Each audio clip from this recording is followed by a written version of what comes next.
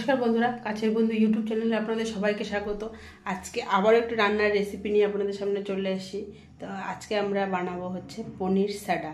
তো সেই কারণে আমরা সমস্ত প্রিপারেশন করে নিয়েছি। তো চলুন আপনাদের দেখাচ্ছি যে আমি কীভাবে রেডি করি। এই যে পনির সাডা বানানো, এখানে পনির কিউব করে কেটে রেখেছি আগে থেকে। আর এদিকে ক্যাপসিকাম, টমেটো আর পেঁয়াজ কেটে নিয়েছি একদম এই চৌকো চৌকো আকারে, যে দেখুন। আর এদিকে এই স্টিকগুলো নিয়ে নিয়েছি। এবার চলো, এবার এই পনিরগুলোর মধ্যে আমি একটু দিয়ে দিচ্ছি গোলমরিচের গুঁড়ো, আর এইগুলোর মধ্যে একটুখানি দিয়ে দিচ্ছি গোলমরিচের গুঁড়ো, অল্প সামান্য।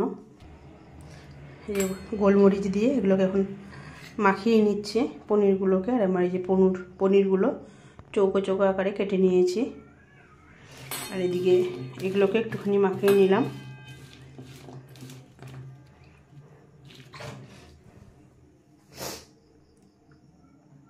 মধ্যে এগুলোকে রেডি করে নেব, ওই জন্য প্রথমে যে নিয়ে নিলাম পেঁয়াজ, তারপর দিয়ে দিচ্ছি ক্যাপসিকাম, তারপর দিয়ে দিচ্ছি টমেটো, আর একটা করে যে পনিরের টুকরো, আবারও দিয়ে দিচ্ছি টমেটো, ক্যাপসিকাম,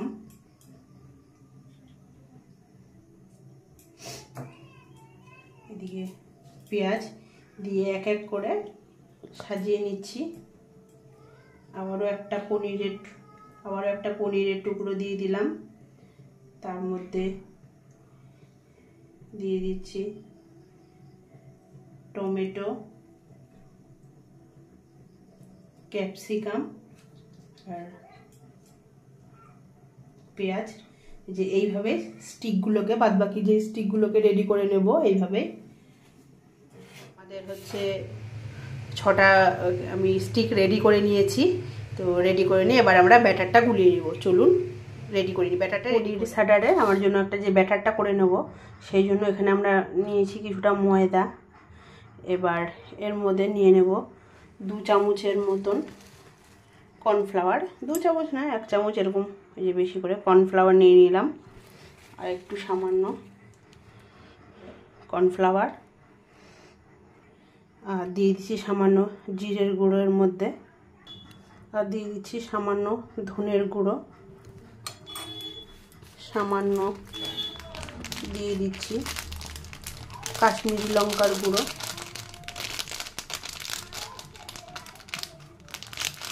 অল্প সামান্য কাশ্মীরি লঙ্কার গুঁড়ো। আমি দিচ্ছি একটু লবণ, দিচ্ছি একটু সামান্য পরিমাণ মিষ্টি। এবার এই ব্যাটারটাকে অল্প অল্প জল দিয়ে গুলিয়ে নেব। অল্প অল্প জল দিয়ে ব্যাটারটাকে গুলিয়ে রেডি করে নেব।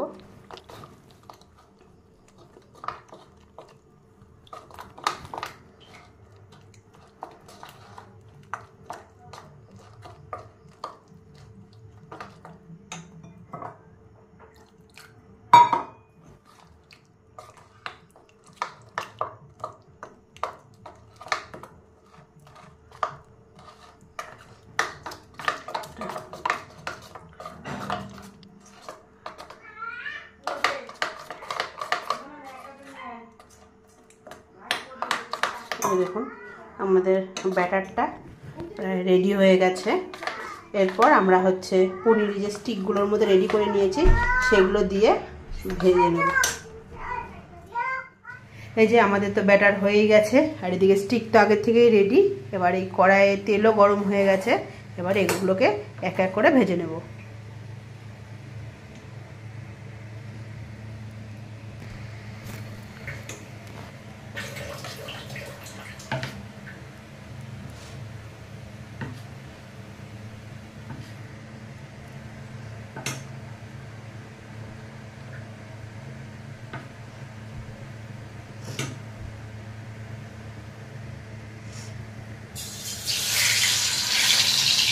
কড়াইয়ে দিয়ে দিলাম একটা একটা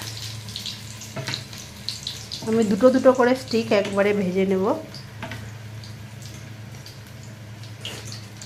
এদিকে আরেকটাও ওইদিকে একটা কড়াই দিয়ে দিয়েছি, এদিকে আর একটাও আমি স্টিক রেডি করে নিয়ে তেলে ছেড়ে দিচ্ছি। আবার আর গ্যাসের এক্ষেত্রে গ্যাসে সবসময় লো মিডিয়ামে রাখতে হবে, কারণ হচ্ছে হাই ফ্লেমে দিলে পনিরগুলো এগুলো পুড়ে যাবে, খেতে ভালো লাগবে না। ওই জন্য আমরা গ্যাসটাকে সিম করে দিয়ে এবার আস্তে আস্তে উল্টে পাল্টে ভাজবো।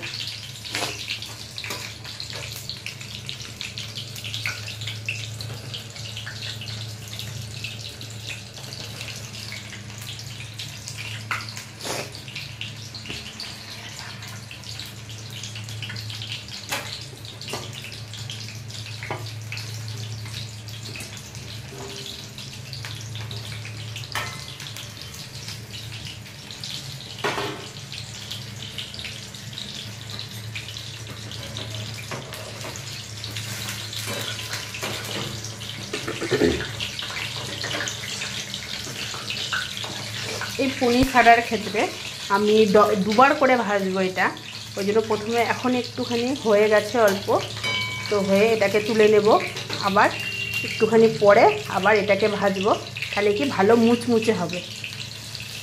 একবার হালকা করে ভেজে নিলাম, আমাদের এই স্টিকটা একটু হবে। এর মধ্যে আমি আরেকটা স্টিক এদিকে রেডি করে নিই।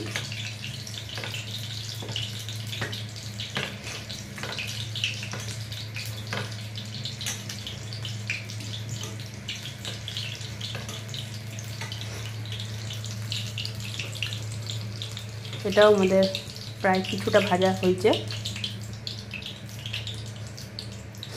এগুলোকে একবার করে ভেজে রেখে তুলে দিচ্ছি, এবার এগুলোকে দেব, পরে আবার ওগুলো একটু ঠান্ডা হবে, তারপরে ওগুলোকে আবার দেব।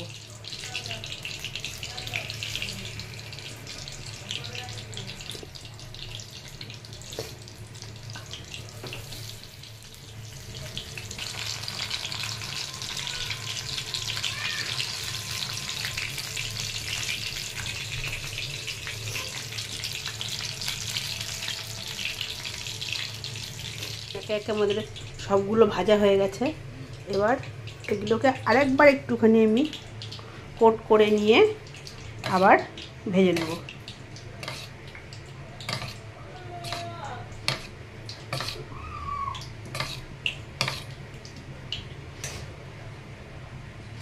আগে তো ভাজাই ছিল, এবার আরেকবার ওপর দিয়ে হালকা করে কোট করে নিয়ে, ব্যাটারটা তো যেহেতু পাতলাই সেই জন্য খুব বেশি হবে না, আবার কোট করে নিয়ে আমি ভেজে নিচ্ছি। এইভাবে এক এক করে বাদবাকিগুলো রেডি করে নেব। এই যে আমাদের এটা প্রায় ভাজা হয়ে এসছে, এবার তুলে নেব। এবার আগের থেকে অনেকটা মুচমুচেও হয়েছে ভাব, দেখলেই এখন আপনারা দেখলেই বুঝতে পারবেন।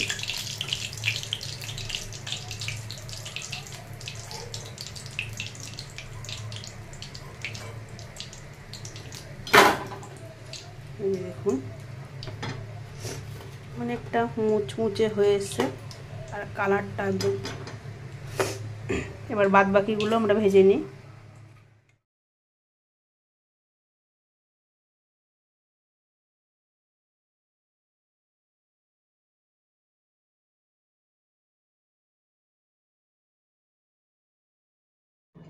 এই যে একটা তো আমার ভাজা হয়ে গেল, এই যে বাদ বাকিগুলো আমি আবার নতুন করে ব্যাটার লাগিয়ে এগুলোকেও ভেজে নেবো একটা একটা করে।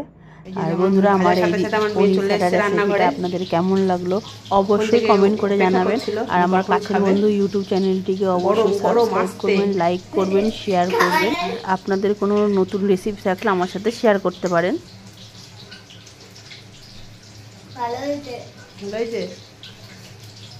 সাইড থেকে খা, মাঝখান থেকে কাঠিটা খোঁচা লাগবে সস দিয়ে।